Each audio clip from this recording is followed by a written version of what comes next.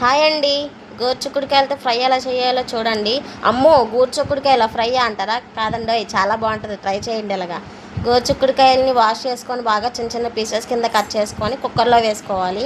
అలా కుక్కర్లో వేసుకుని 3 విజిల్స్ వచ్చేంత వరకు వెయిట్ చేయాలి. ఒక గ్లాస్ వాటర్ వేసుకోండి, మర్చిపోయాను.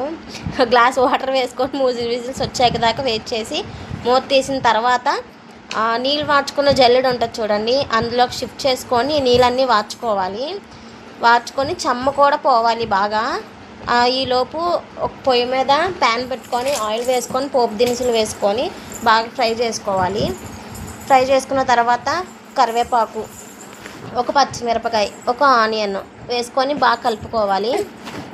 కొంచెం అలా కలిపిన తర్వాత పసుపు, ఉప్పు వేసుకొని ఉల్లిపాయలు మెత్తగా మగ్గేంత వరకు మగ్గించుకోవాలి. అలా మగ్గిన తర్వాత ముందుగా ఉడకబెట్టుకున్న గోరుచిక్కుడుకాయలను చెమ్మ పోయేంత వరకు చూడాలి.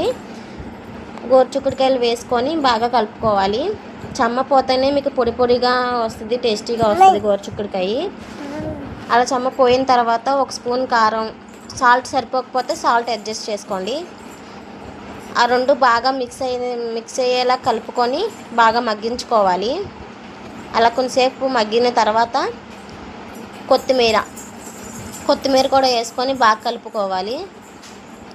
కొత్తిమీర కూడా బాగా కలిసి మొత్తం పొడి పొడిగా అయ్యేలాగా ఉంచుకొని ఈలోపు డిష్ అవుట్ చేసుకుంటామే. అంతే, ఎంత ఈజీగా ఉండే గోరుచిక్కుడుకాయల ఫ్రై అయితే రెడీ అయిపోయింది.